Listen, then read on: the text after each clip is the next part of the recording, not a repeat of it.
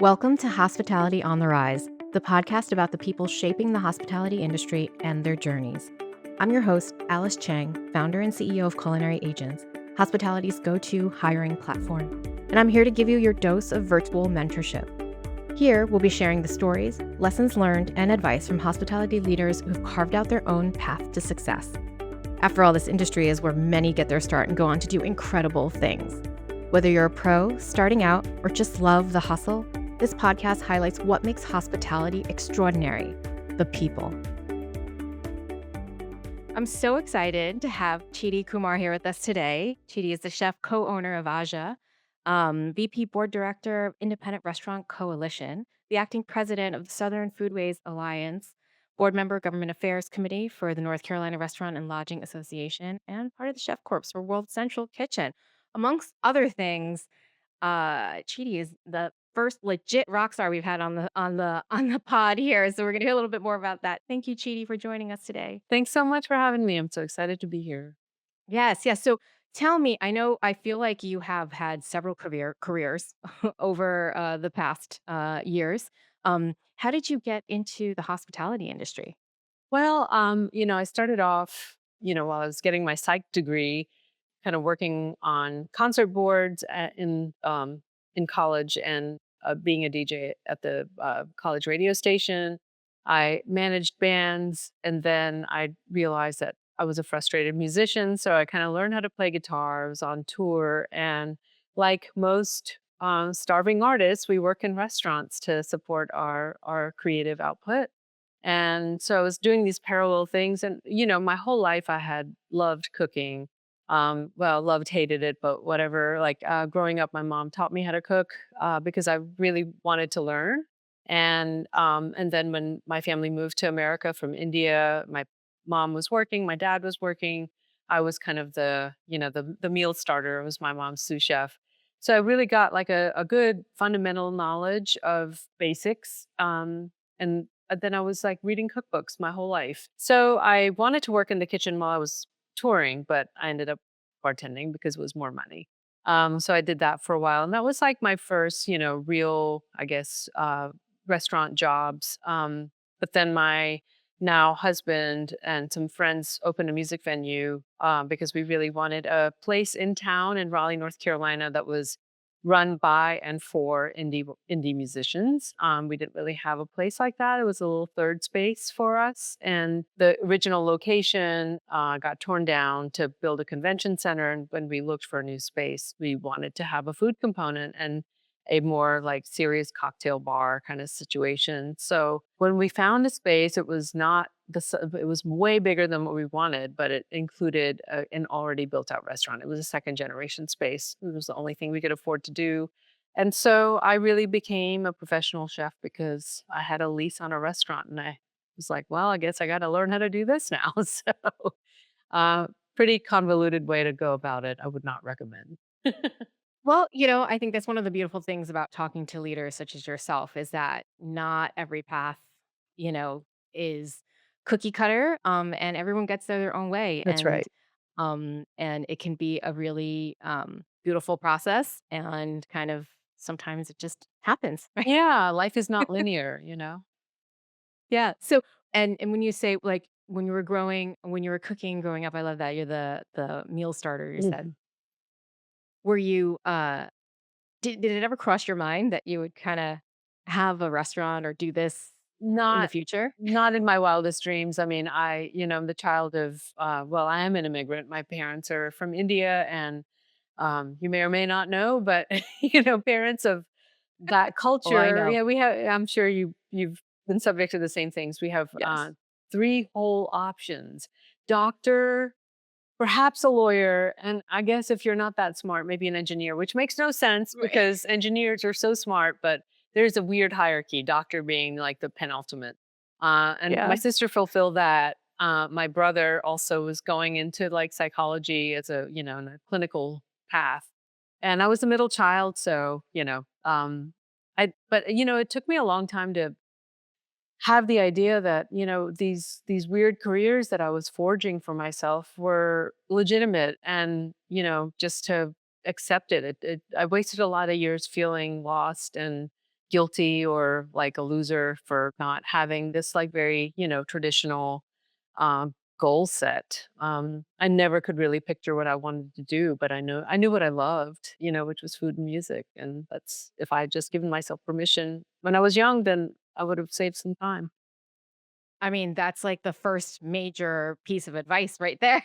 Yeah, 100%. For folks kind of starting out, because I'm sure you see this often, we hear it often, it definitely is something that still is out there with people trying to figure out, like, is this a long-term career path for me? Is this I love doing it, but, right, there's always this little bit of torn feeling, and, regardless of what other pressures, a family or just individual internal pressures that you have, or one has. And it's so great because you're a walking example. There's many different examples of people who have pursued different things, and whether all roads kind of led them back to hospitality or some hybrid form of things that they just love and they were able to match that together. I mean, that's really pretty magical. That's right. That's right. And I think, as the world evolves, society evolves, the world becomes sort of more accessible. There are so many more creative careers available to people. And, I think, yeah, most people really do have three careers, like on the average in their life. So, you don't have to decide for your 60-year-old self when you're 22. It's ridiculous. God knows what's going to happen then, right? I Right. mean, even this industry alone has created, or there's so many other ways you can be a part of this industry, work in this industry, bring skills that you either develop somewhere else to this industry, and vice versa, That's right? And I right. think that's one of the beautiful things about working in hospitality is like you really could, be fluid about it. It could be a side thing, it could be a full thing. That's right. You I do mean, whatever you want it to as be. long as you're kind of really present on the day-to-day level and giving it your all and really paying attention to the things that like spark you, Yeah. I think that's the only way to do Yeah, yeah. Well, I'm gonna take it back to you it. specifically, because you pursued music for quite some time. It Mhm. wasn't just like a thing, and so clearly that was also another passion, and you kind of married them together. What was one of the most kind of challenging things, or like maybe like an initial lessons learned when you were building your first venue, basically? Well, the first venue was actually a music venue, like actually a venue. And I kind of was in this interesting position. There were four partners at the time. And one of our landlords in the building was a general contractor. So he was the contractor on record, but he gave us such a heavy discount. But he was like, "You're going to be the project manager." So I actually oversaw all of the construction, which meant that I got there at 7 in the morning. And then, when the construction people left, then I started, shopping for bar fixtures and light fixtures and like R&Ding recipes and all of that kind of stuff. So those are really long days. But I learned a lot in that time, just understanding the decisions you make early on. The build out is permanent. Like you think that you're going to go back and fix that shelf or something, and you know construction part is so difficult and it's so intense. But really, what you're doing is like doing this marathon to get to the starting line. You're not even finishing. Like you end construction and then the pressure is on to open as fast as possible. So you really, the more experience you have, like you hopefully have work behind the bar and you understand like what your reach should be. You've hopefully worked in a kitchen and understand like how a well-functioning line operates and like where refrigeration should be, where should the trash cans go, where should the hand sinks be. Those are physical kind of things, but I think more than anything, I would say that like the space really needs to be you need to be flexible in like what your concept is. When you walk into a room, when you walk into a building, it makes you feel something and it kind of tells you what is appropriate for there. Like you might have an idea that you want to be, white tablecloth, fine dining French restaurant or whatever. But if your space doesn't really feel like that, there's going to be this discordance forever. So it's better for you to change because a building can't change. So I think matching the vibe, matching the location and your neighborhood and your food concept and your layout, those are limitations that aren't They're not movable, so you have to be really flexible and have some foresight into what the eventual thing is going to be. Just like creating a recipe, you need to have a knowledge of like who's going to pick it up on the line, how is it going to be eaten, what silverware is it going to be on, which plate is it going to be, how is the staff going to talk to it, how does a guest feel when they eat it, like all of those things really, we're always kind of trying to predict in the near future, I guess. Yeah, I love that. I've never heard that being makes total sense, but it's like you're imagining the life cycle of like the thing, whether it's Yes, the dish or the venue or the restaurant or whatever, or even potential employee, right? A potential leader. What is their 100%. potential and how do I see them working in this space, et cetera? So great. I learn something new every time I talk to somebody. I love that. Um, and so, after you have your first venue, your first music venue, Hmm. and then you find another space that now you're incorporating food, and it's like an evolution because then after that you open restaurant specific. Yeah. So, can you take me through a little bit Yeah. how the growth happened? So that was actually in the same building. So it was a three-story, 10,000 square foot building. Very, very challenging. Totally terrifying. I mean, I have never been so terrified in my life. I think opening a restaurant is very, very scary, and it should be because it's a potentially devastating process or the most like wonderful thing you'll ever do. Whatever it is challenging. Um, so, I mean, I had like a specific extra kind of thing to consider because it's in the same building. There's a music venue upstairs, there's a bar downstairs. I have to kind of really understand how the three things work together and do they work together? How much overlap do we want it to be?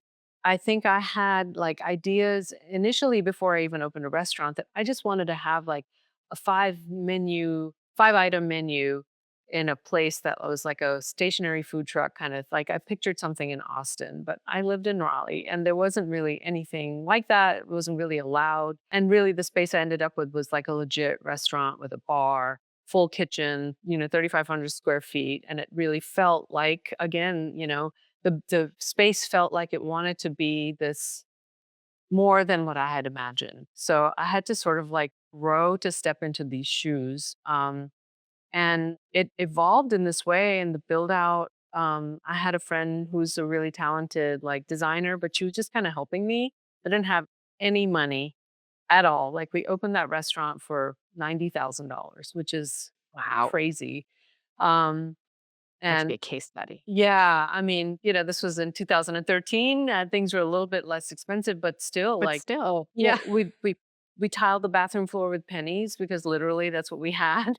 Um, and it's Love like it. all of these things like we did that were so threadbare and scrappy ended up becoming. They felt intentional because we kind of made it so personal, and that was such a big lesson. And it took me a long time um, you know, again, 2013, my menu, like I'm from India descent, but I lived here since I was 8 years old.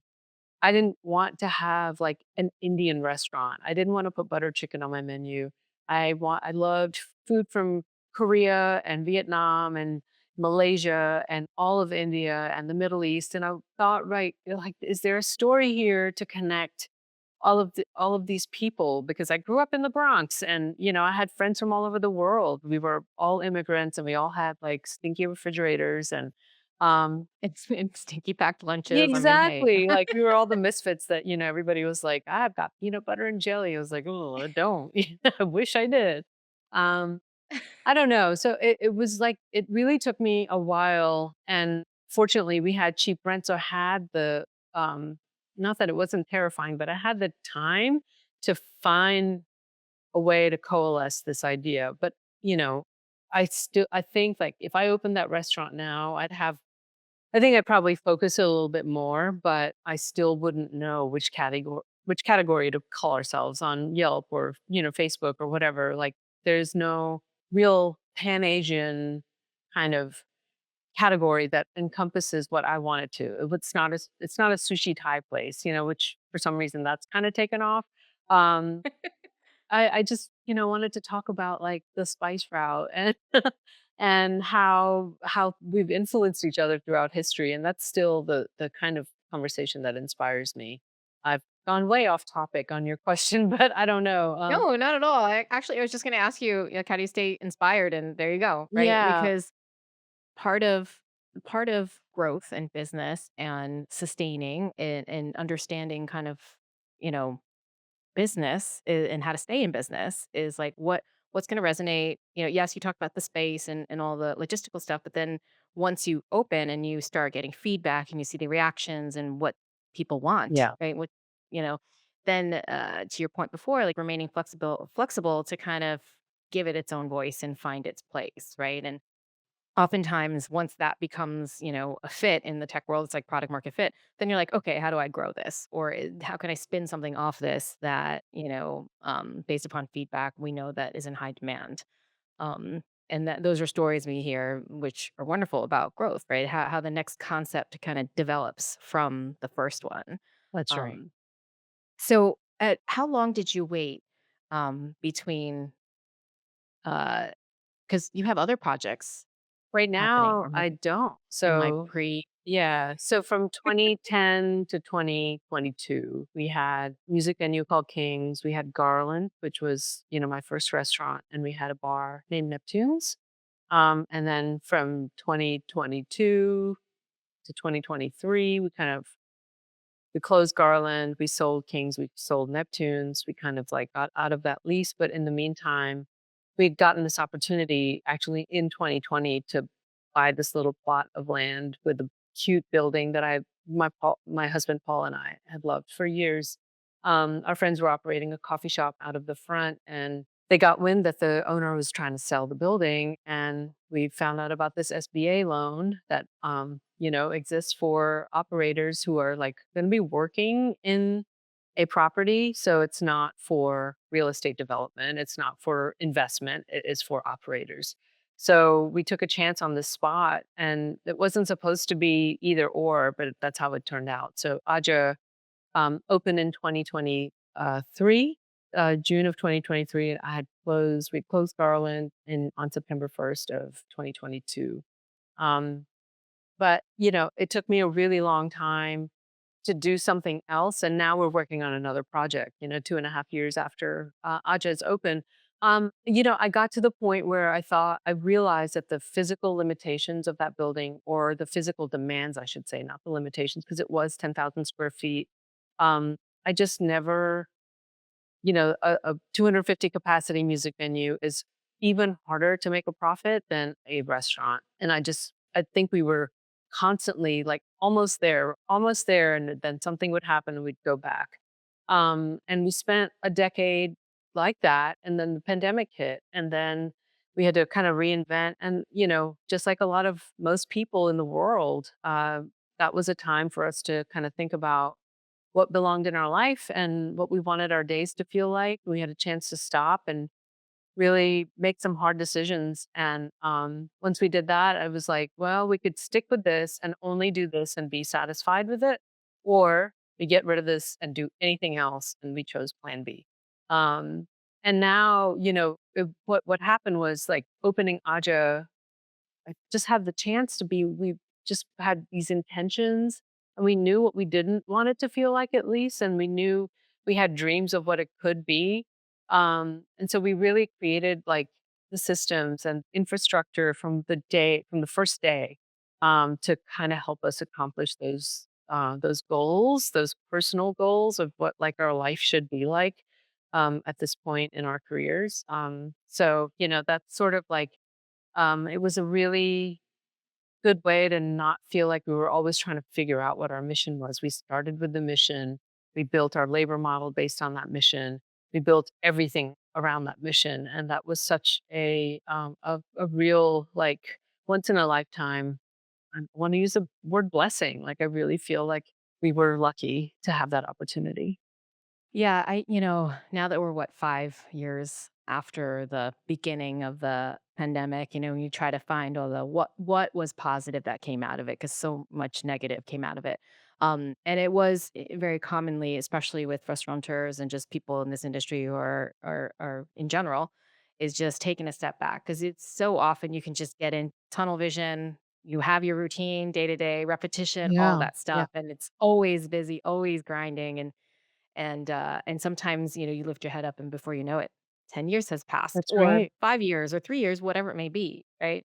And getting this kind of forced pause, that is one positive thing. And a lot of folks reset, rebranded, re-evaluated, everything, and then reset. Um, and I think now we're seeing a lot of the positives of all of that action. So, Yeah, so great. Thank you for sharing. I think that's something that we're also hearing commonly from leaders now, because you're also working in an environment where you have multi-generational in one roof, right? You're hiring either first-time workers or folks who are coming out of culinary school or hospitality school, or just people that are love the industry and want to work in the that's industry. And right. if you don't have you as leaders, if you don't have your um, kind of goals or vision set, even if it's like written down, I think sometimes that helps. Sometimes before you know it, you get so busy and you're like, wait a second, I've lost my what's going plot. on? Yeah. Yeah, yeah, yeah. Um, so congrats on whatever is coming up next. Thank you. And you also, you're very active on many other things here. You're on the board of directors for Independent Restaurant Coalition, and very vocal in supporting the overall industry and community. How do you balance all of this? This is a lot of I shouldn't use the word balance. I say like work life harmony, right? How do Yeah. you make time to make sure that all the buckets are filled? Well, it's a work in progress, and it's a daily thing. I think a lot of. I mean, I'm not going to lie; it's really challenging sometimes, and it is hard to make time for everything. And I am used to putting myself and my needs sort of last, but I really do try now to be very intentional about like anytime I can.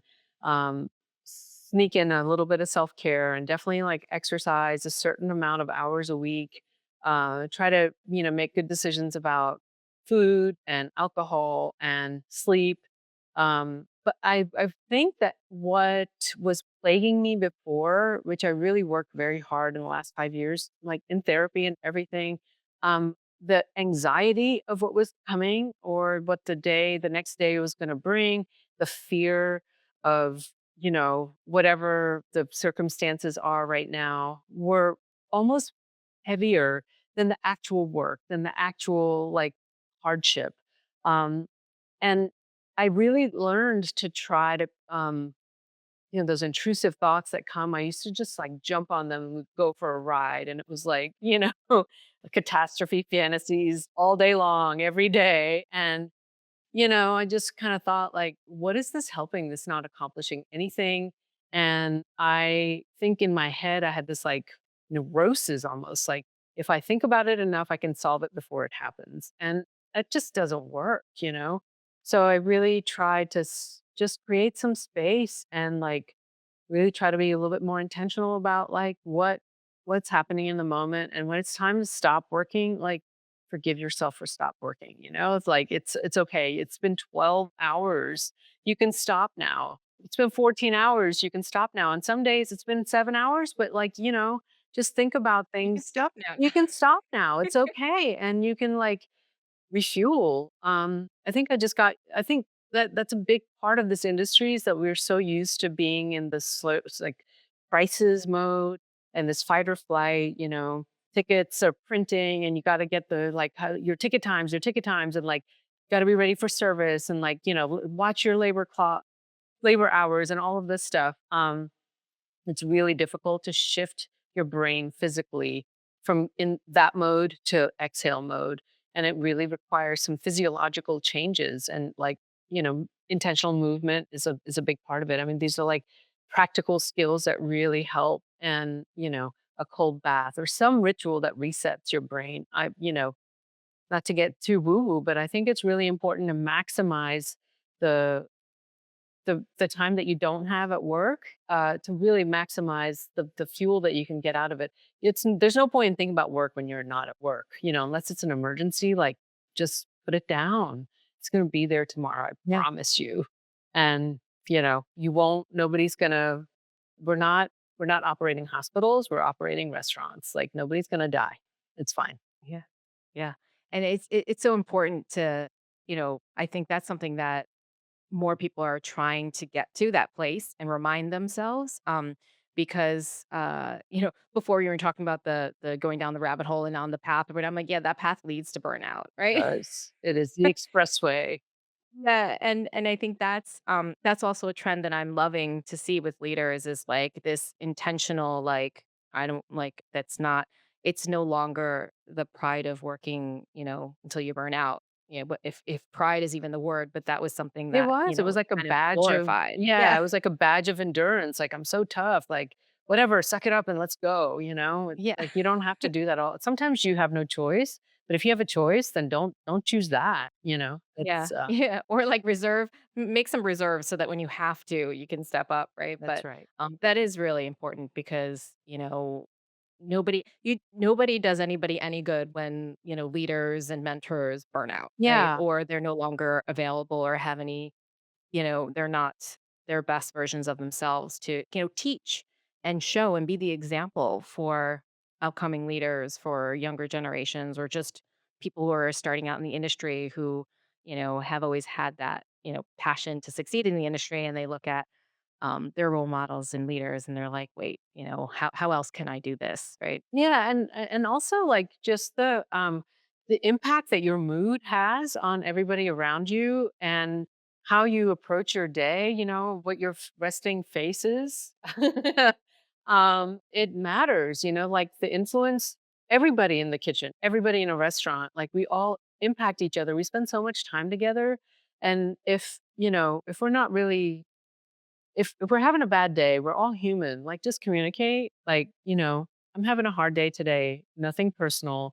Like, and that's all it takes. But if you're showing up and you're spent to the core and you're in a terrible mood and you're doing that day after day, you're going to be a jerk to your team. And that is going to foster a very toxic environment. And that's not going to be good for anybody. Like, let's just try to have some fun. At the end of the day, like, that's all we got. Like, we're on our deathbed, we're not gonna say, "That prep list was incredible." We're gonna say, "I made people feel a certain way," and that's what people are gonna remember, how you made them feel. Yeah. Yeah. I love that. So on that note, I think we're gonna go to quick fire. Okay.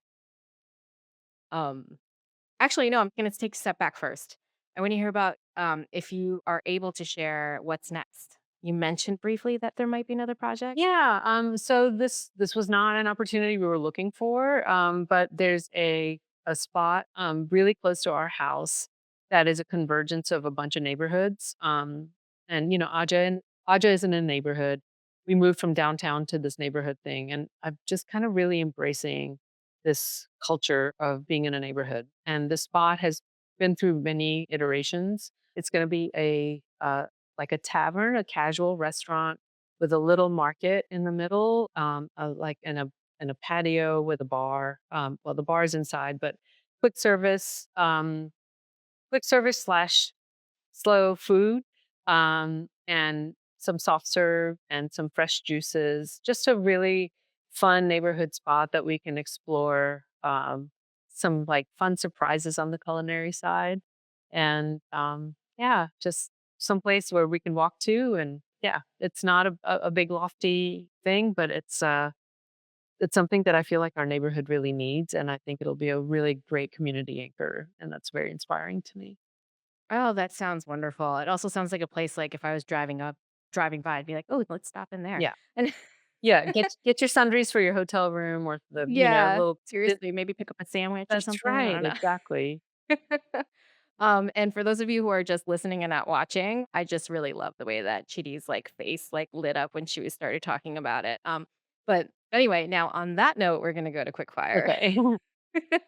What advice would you tell your younger self? Believe in your gut. What's your advice for someone struggling in the industry? Find a therapist. Figure out what it is that's making you feel challenged or stuck.